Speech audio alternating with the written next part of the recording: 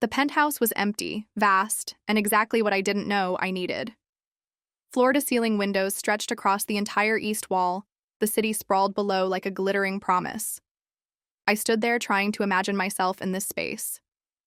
Trying to picture a life that didn't include shared closets and morning arguments. The view is even better from the master suite. He said, his voice warm behind me. The realtor, Jake, had been showing me properties all afternoon, but this was the first time I'd felt anything close to possibility. I turned, catching him watching me with those impossibly dark eyes. He'd been professional all day, but there was something in the way he looked at me now, something that made my skin hum with awareness. My divorce papers were barely dry, but my body didn't seem to care about timelines. Before we dive in, do me a quick favor. Hit that like button and subscribe. It only takes a second, but it means everything to this channel. Plus, you'll be the first to know when the next story drops. Now let's get back to that penthouse. The master bedroom took my breath away. Twice the size of my old one with the same stunning view, and a bed that looked like it could sleep a small army Jake. Walked past me his cologne, something woodsy and expensive, lingering in his wake. He ran his hand along the edge of the mattress, European design. He said, the seller imported it specifically, said it changed his entire perspective on sleep.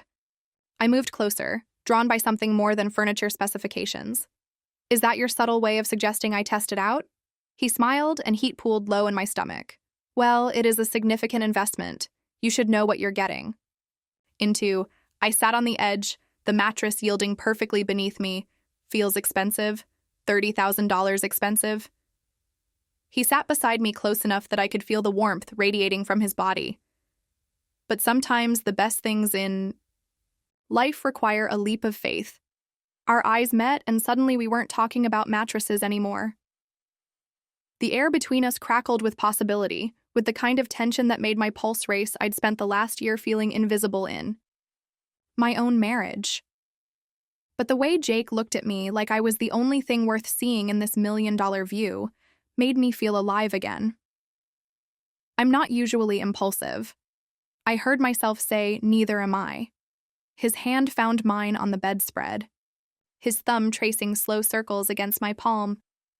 But I haven't been able to stop thinking about you since you walked into my office this morning. My breath caught. Jake. Tell me to stop. He murmured, leaning closer. Tell me this is unprofessional. That we should go look at the kitchen, that you need time to think about the property. But I didn't want to think I'd spent months overthinking every decision, every emotion, every step forward. Right now, I just wanted to feel. I turned toward him, my free hand finding his jaw. Or maybe I should test the whole bed, make sure it's worth the investment. Something shifted in his expression, professional composure melting into pure want. He stood, pulling me up with him, then guided me backward until my knees hit the mattress. I sank down, pulse thundering, as he remained standing, looking down at me with an intensity that made my whole body flush with heat. Are you sure? His voice was rough, constrained, instead of answering. I reached for his tie, using it to pull him down to me. The first kiss was tentative questioning. The second consumed us both.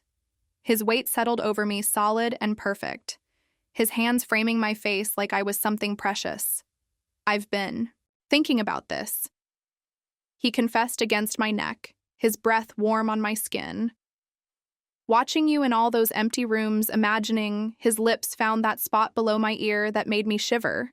His hands confident as they explored my silk blouse, whispered against his fingers as he unbuttoned it, slowly revealing skin that hadn't been touched with such reverence in far too long. I arched beneath him as his mouth traced lower, tasting, discovering. My fingers tangled in his hair, holding him close as he lavished attention on newly exposed skin.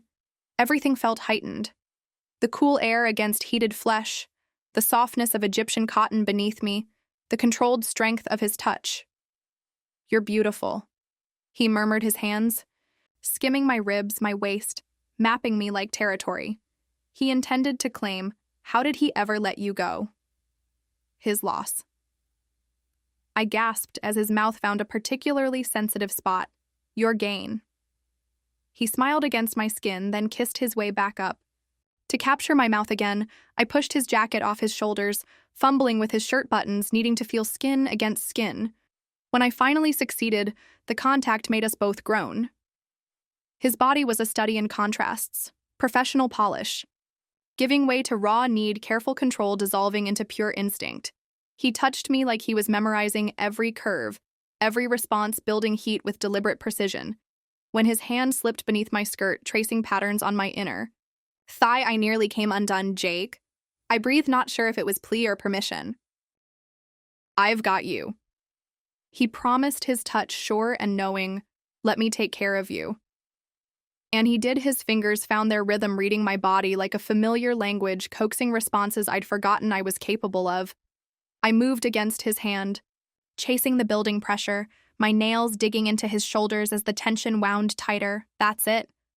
He encouraged, his voice dark with appreciation. Just like that, the first wave hit suddenly, intensely, my body arching off the mattress. As pleasure rolled through me, he worked me through it, drawing out every tremor until I was boneless beneath him. But he wasn't done. Neither was T. Pushed him onto his back, straddling his hips in one fluid motion.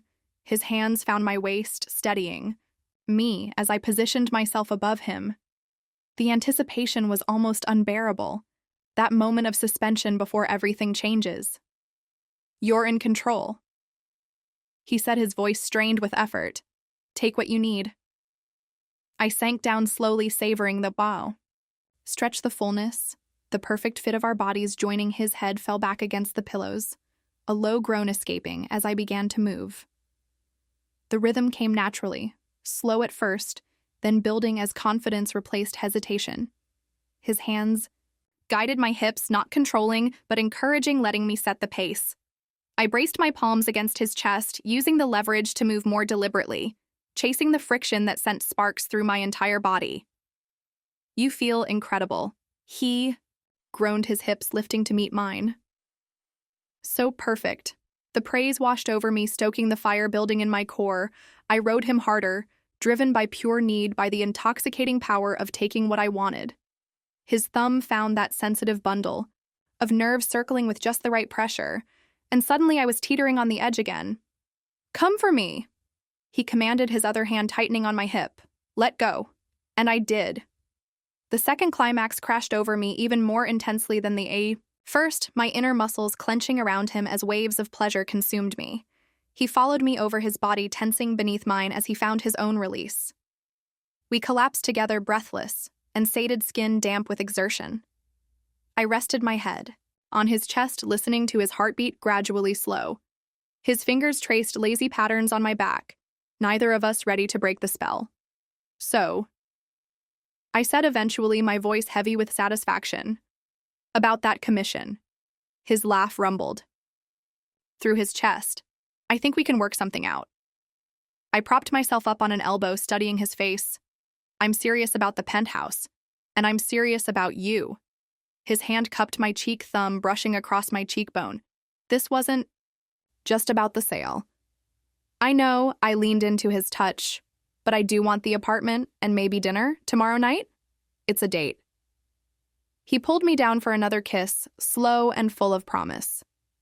Though I should warn you, I have a strict policy about mixing business with pleasure. I smiled against his lips. Then I guess you'll have to break some rules. For you? His eyes darkened with renewed interest. Absolutely. We stayed there as afternoon light painted golden stripes across the bed, talking about everything and nothing, hands roaming with lazy familiarity. By the time we finally dressed and made our way back through the empty rooms, something fundamental had shifted. I'll draw up the paperwork tonight, he said as we stood by the door, both reluctant to leave this space where everything had changed. And dinner tomorrow?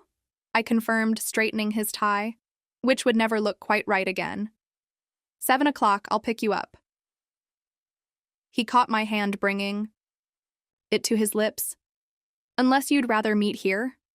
The view really is spectacular at sunset. I grinned, careful Mr. Real Estate. That sounds dangerously close to mixing business with pleasure again. I'm counting on it. As I drove away the city, lights beginning to twinkle in the gathering dusk. I couldn't stop smiling. I'd gone looking for a new place to live and found so much more. Sometimes the best things really do require a leap of faith. Sometimes an empty room just needs the right person to fill it. Sometimes you find exactly what you need when you're brave enough to take it, and sometimes the best investment isn't in the property. It's in the person showing it to you. So tell me, have you ever found something unexpected while searching for something else entirely? Have you ever taken a leap of faith that changed everything? Drop a comment below. I read every single one and I want to hear your story. And if you enjoyed this, don't forget to like, subscribe, and hit that notification bell. You definitely don't want to miss what's coming next. Until then, keep taking those chances. You never know where they might lead.